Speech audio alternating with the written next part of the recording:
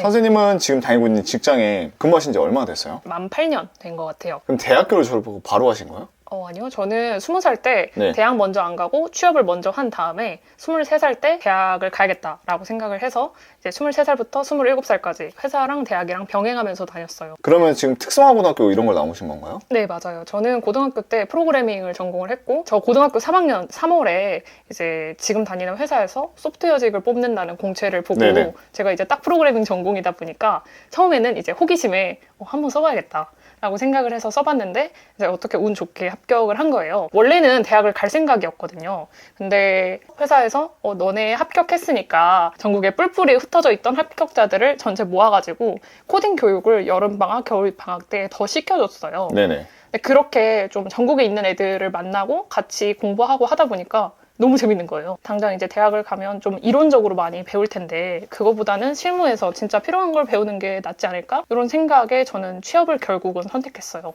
중학생 때 그런 특성화고등학교를 갔던 이유가 특별한 이유가 있어요? 중학교 3학년 때 막 제가 공부에 엄청난 흥미가 있진 않았어요. 공부 잘하게 생겼는데요? 처음에 이제 중학교 때는 딱 평균 정도 했었거든요. 이 정도 평균으로 하면은 이제 인문계에 가서는 답이 안 나올 것 같다. 사실 지방에서 태어나서 지방에서 교육을 받으면 대부분은 이제 지방에 소재한 대학교를 가고 그리고 지방에 소재한 취업 자리를 얻거나 공무원이 되는 경우가 대부분이거든요. 그렇죠. 좀 더 이름 있는 학교에 가고 싶었고 이름 있는 회사에 다니고 싶었고 그렇기 때문에 좀 더 쉽고 빠르게 갈 수 있는 방법을 찾아봤더니 그게 고졸 취업이더라고요. 네. 그래서 3월에 마침 좋은 회사에서 그때 합격을 해서 지금까지 다니고 있습니다. 대기업이죠? 네, 맞아요. 대학교는 어디로 들어가셨나요?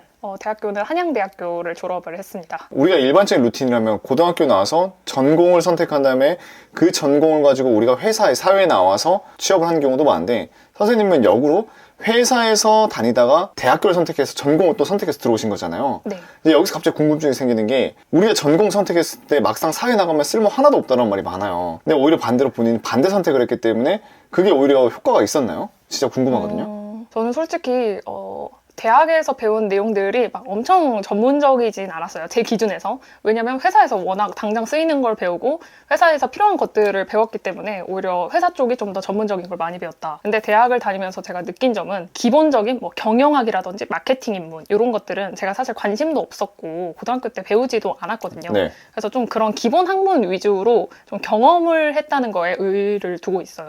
그럼 이렇게만 봤을 때 대학교의 전공이나 교육은 그다지 그렇게 사회에 도움이 안 된다 라고 볼 수 있긴 한데 그런데 왜 사람들은 도대체 명문대학교를 가려고 하는 걸까요? 그런 말 있잖아요. 주변 5명의 평균이 나다. 근데 대학교에 가보면 대부분 이제 자기 성적에 맞춰서 대학을 가잖아요. 그쵸. 그러다 보니까 본인이랑 성적이 좀 비슷한 사람들 중에서 특히 명문대일수록 사람들의 노력의 정도가 다르더라고요. 정말 명문대 학생들은 앉아서 그냥 도서관에서 10시간은 기본으로 있는 애들끼리 공부를 하고 단순히 대학교 공부만 하는 게 아니고 스타트업이 괜찮다더라. 창업 이런 행사가 있다더라. 이런 것들. 본인이 원래 한 혼자서는 요 정도 할 수 있었다면 주위 친구들이랑 학교 분위기 때문에 오히려 성과를 한 요 정도는 낼 수 있는 것 같아요. 사실 한양대는 저한테 정말 과분한 학교였거든요. 좀 학생으로 할 수 있는 게 뭐가 있을까를 찾아보다가 대학연합동아리 이런 것도 들어가 봤거든요. 대학연합동아리를 들어갔더니 한양대가 좀 높은 학교인 거예요. 정말요? 그래서 다른 학교 친구들이 저를 되게 공부 잘하는 친구로 봐주더라고요. 이제 상대적으로 저한테 과분한 학교에 들어왔다 이런 식으로 얘기를 하긴 했는데 이미지를 좋게 봐주는 그런 경향이 좀 많았어요.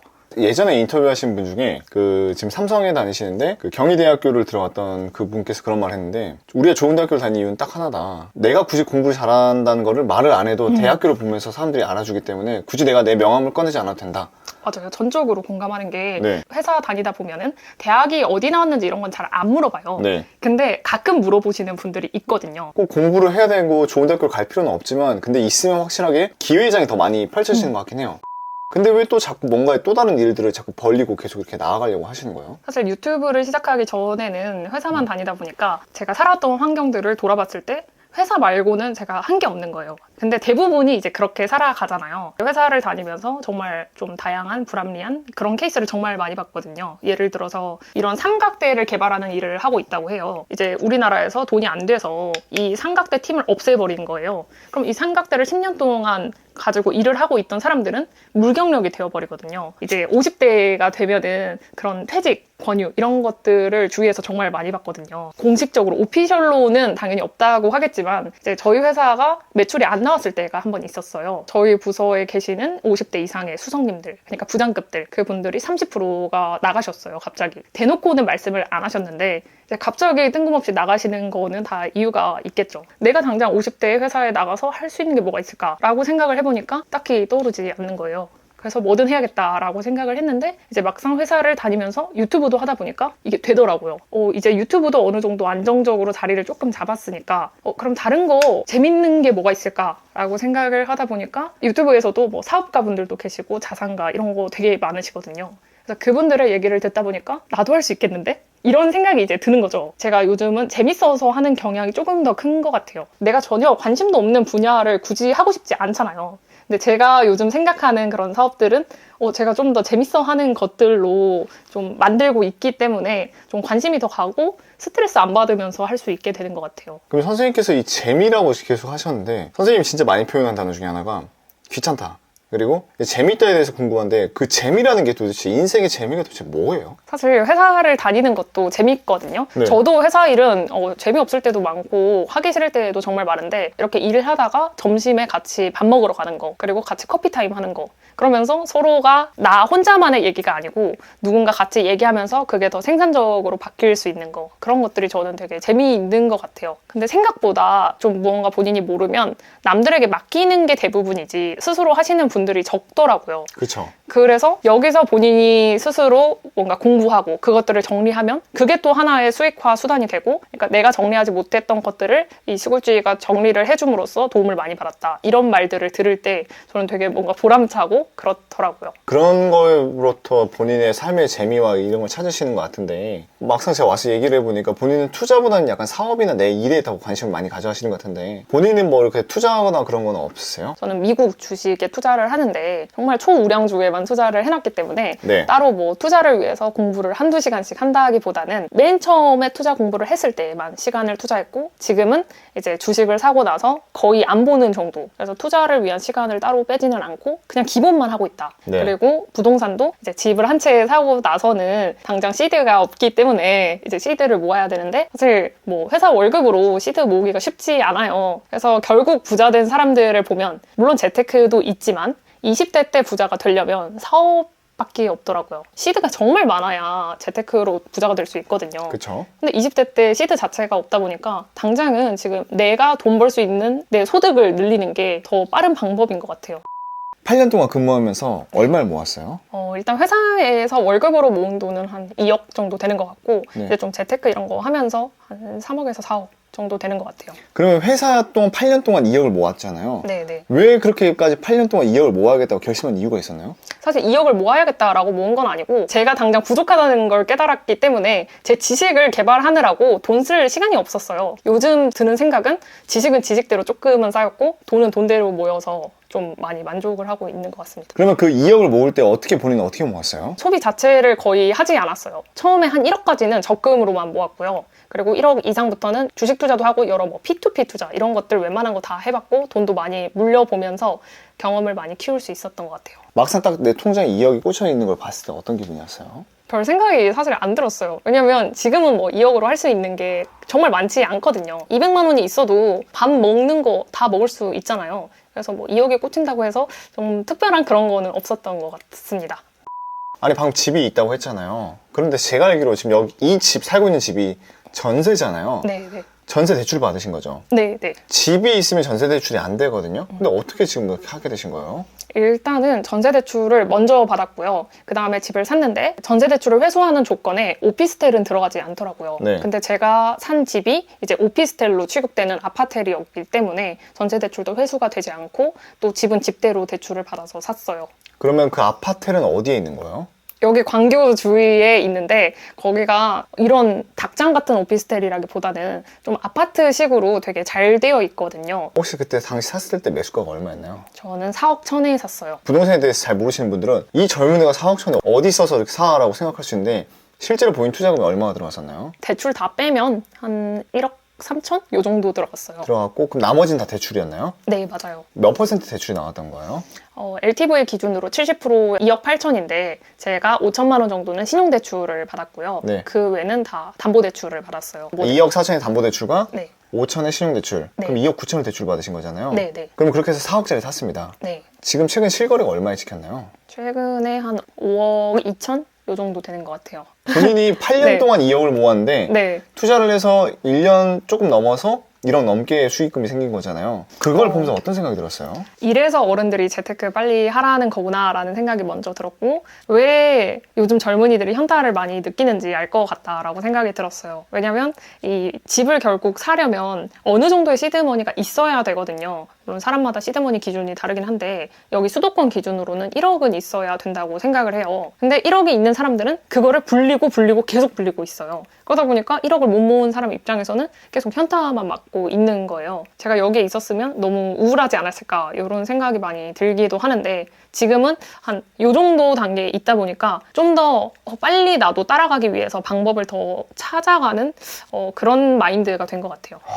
지금 대출이 한 2억 넘게 받았잖아요. 네. 근데 요즘 계속 금리가 계속 올라가고 있어요. 네, 네. 한 달에 이자로만 나가는 비용이 어느 정도 나오는지 알려줄 수 있나요? 한 달에 여기 전세 대출 이자 포함해서 한 80만 원 정도 나가고 있고요. 네. 근데 제가 지금 산 오피스텔의 세입자가 월세 세입자가 계세요. 네. 그래서 월세로 한 달에 90만 원 정도 받고 있어서 아직은 손해보는 구간은 아닙니다. 아, 그러니까 그 집은 갭으로 전세를 준 게 아니라 그냥 월세 보증금 좀 높게 해줘서 그렇게 들어가신 건가요? 네, 맞아요. 그럼 했는데 월세 90이 나오는 거예요? 네, 네. 근데 대출 이자가 80인 거예요? 네, 그럼 오히려 10만 원이 남는 거예요? 네, 맞습니다. 개꿀이네요. 맞아요. 이자가 계속해서 올라가면 어디 선까지는 본인이 그 컨트롤할 수 있을 것 같아요? 저는 그래도 소득의 한 20%까지는 감당할 수 있다고 생각을 해요. 근데 이제 좀 부자분들 만나보니까 소득의 한 80%까지는 생각해도 된다. 이렇게 말씀하시더라고요. 80%요? 네네. 이제 저희 회사에 숨은 고수들이 되게 많더라고요. 네. 숨은 자산가들. 그래서 이런 분들이 이제 저한테 연락을 주셔서 만나봤는데 이제 그분들은 수백억대 자산가예요. 근데도 회사를 다니고 계시는 거죠. 그래서 회사를 왜 다니시냐라고 물어봤더니 이자 내려고. 그러니까 그분들은 일단 저보다 나이도 훨씬 많으시니까 월급도 한 제 2배는 되시겠죠. 그렇죠. 근데 그 돈이 대부분 이제 이자로 나간다고 하시더라고요. 그렇게 해야 정말 부자가 될 수 있지 않나 싶습니다. 이렇게 해서 재미를 봤잖아요, 투자로. 네. 그러면 단기간적으로 이렇게 돈을 벌면 공격적으로 투자를 해서 더욱더 많은 걸 해야지라고 생각할 수 있을 것 같거든요. 근데 오히려 본인이 그걸 안 하고 더 요즘 뭔가 개인 사업으로 지금 나가려고 하잖아요. 네네. 아직 개인 사업은 성공할지 실패할지 몰라요. 근데 왜 여기다 더 많은 시간을 쏟고 있어요? 제가 원하는 조금은 더 안정적인 투자처들은 시드머니가 더 많이 필요해요. 한 네. 최소 2억 정도? 근데 2억이 당장 있지가 않으니까 일단 소득을 늘려야 되거든요. 네. 당장 투자를 위해서든 아니면 내 재미를 위해서든 결국은 사업이 답이더라고요. 사업이 답이다. 그 사업에 시간을 쏟아야 되잖아요. 그쵸? 근데 난 유튜브도 해야 돼. 네. 근데 난 직장도 다녀야 돼. 네. 그럼 난 이 세 개를 다 잡을 수는 없다고 생각을 하거든요. 그럼 그 중에 가장 포기하기 쉬울 것 같은 게 저는 직장이라 생각해요. 월급은 딱 한정이잖아요. 네. 분명히 충분히 본인은 지금 개인 유튜브도 하고 사업을 키울 수 있는 능력이 되는데도 왜 계속해서 이렇게 회사를 다니고 있는 이유가 뭐예요? 저도 사실 이 질문을 굉장히 많이 받았거든요. 회사분들한테도.